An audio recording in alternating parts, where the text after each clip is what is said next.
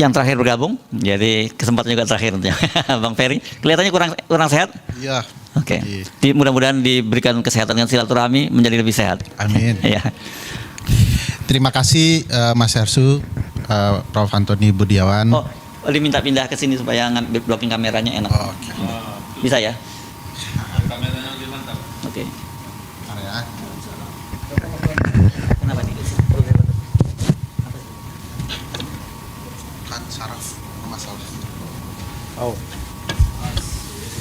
Oke, sambil break saya jalan. Ya, dulu. oke, ya. Oke. Ferry. Bro. Ya. Terima kasih, Bro.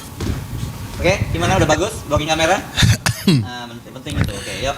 Pak Said Didu, Bang Adi, Mas Hadi tadi juga saya lihat.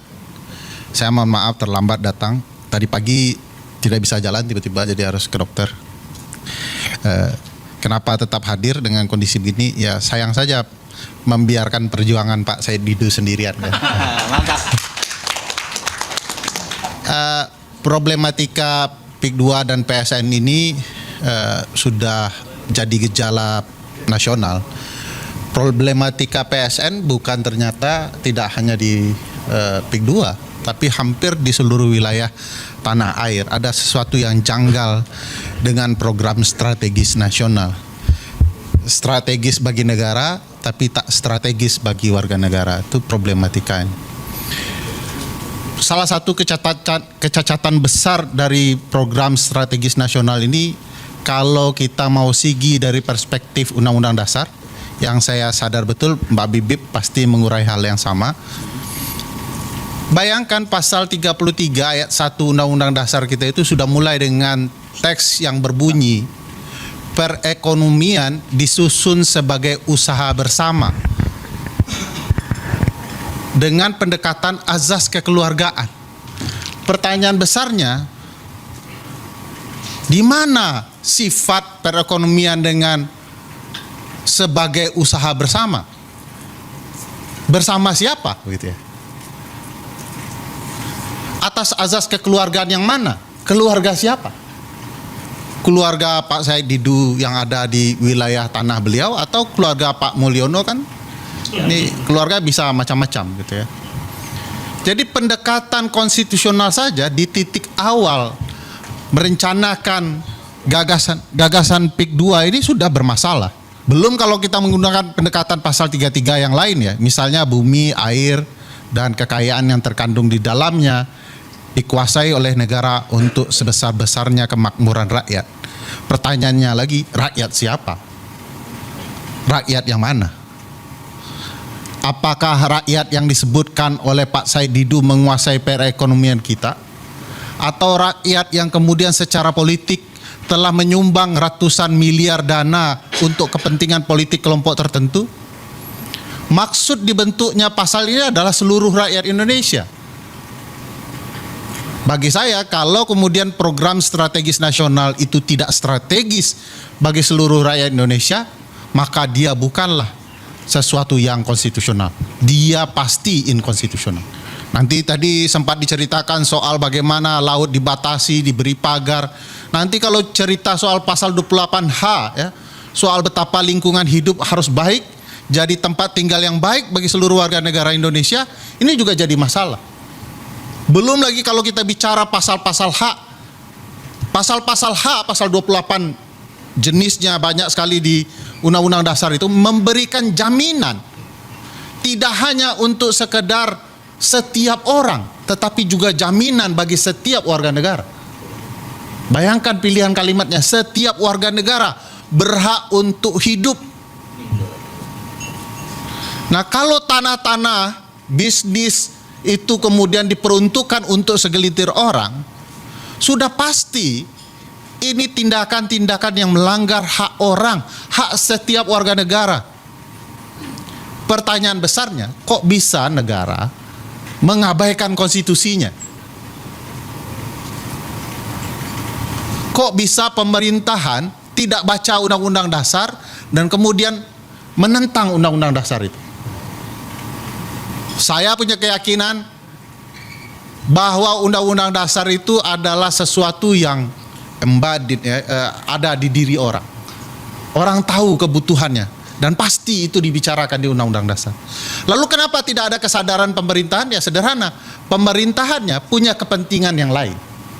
Ya daripada membela Pak Said Didu, lebih bagus yang membela saya di bisnis pemilu kemarin.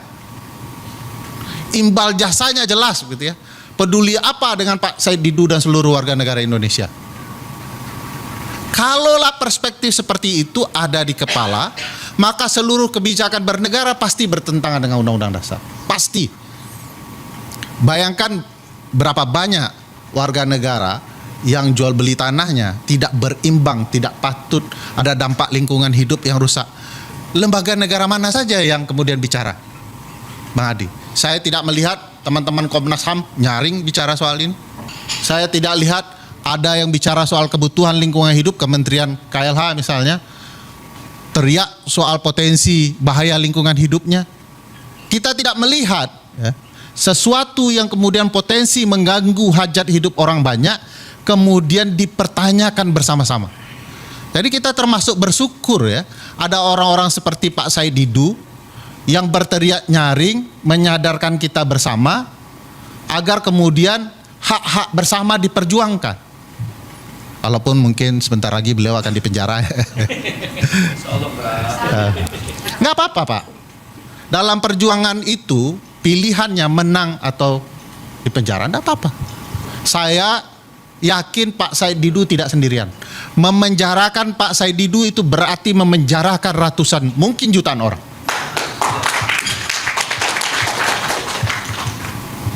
Kan kemarin sudah dapat pelajaran tuh. Publik diam-diam dipukulin terus, disakitin terus, tiba-tiba bak-bah ya, bergerak menyerang seluruh simpul-simpul politik ada di Republik. Dan belum berhenti. Kemarin Garuda Biru, September lambangnya Garuda Hitam. Itu mengindikasikan satu hal yang sangat penting menurut saya. Coba Anda bawa satu dari kami, Anda rasakan bagaimana pergerakan kami. Dan saya tidak terbayang kalau kemudian kesadaran orang bahwa apa yang dirasakan oleh warga negara yang ada di PIK 2 itu juga berdampak kepada hak kami, kepada lingkungan hidup kami, kepada kelayakan keluarga kami, kepada hak kami untuk berekonomi. Lalu tiba-tiba mereka marah dan kemudian bergerak bersama. Saya tidak terbayang. Ini siklusnya bisa simultan. Ya. Kemarin ada teman-teman mengatakan begini, ya, ini kebiasaan takut bicara mungkin. Tadi mikrofonnya jauh terus. Kalau senior saya yang di ujung itu udah puas di penjara tuh. Dan beliau bersedia menggantikan Pak Said Didu, saya dengar. Saya pikir apapun ya, hari ini kalau kita tidak bergerak bersama, suatu waktu kita akan merasakan dampaknya ke kita. Kita tidak bisa melihat ya penderitaan sekelompok orang lain sebagai penderitaan mereka. Kita harus menyebut itu penderitaan kami. Dan apa yang terjadi di program-program strategis nasional kan juga kita bisa ketahui ya, di beberapa daerah itu jadi masalah. Saya ingat Komodo jadi masalah.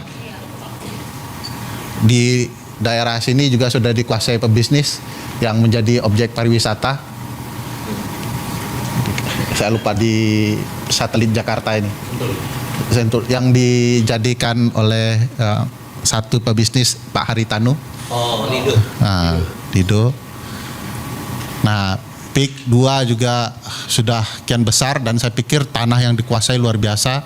Saya tidak tahu ya apakah kemudian Jakarta dan sekitarnya begitu penting sehingga kemudian seluruh tanah mau diambil oleh kelompok bisnis tertentu dan nanti ibu kota dipindahkan gitu ya.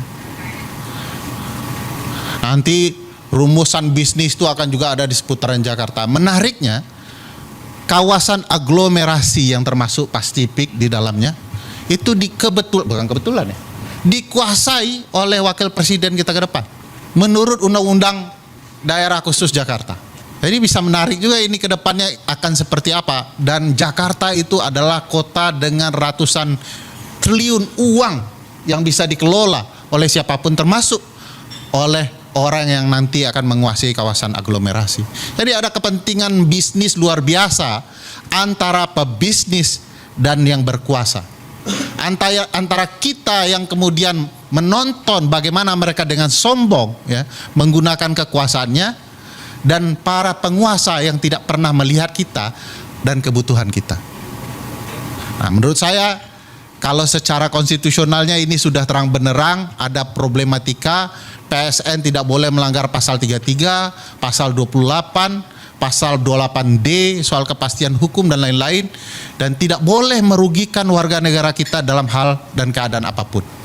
Nah, saya merasa ya ini juga satu titik penting. Kalau kemudian ini gagal kita perjuangkan, bukan tidak mungkin ini akan berimbas kepada isu-isu yang lain dengan kegagalan-kegagalan yang lain. Mari kita buat ini berhasil. Kemarin kalau Garuda Biru bisa berhasil, saya yakin Garuda Hitam juga harus berhasil. Kalau perlu sampai tumbang gitu ya. Sekian, terima kasih. Assalamualaikum.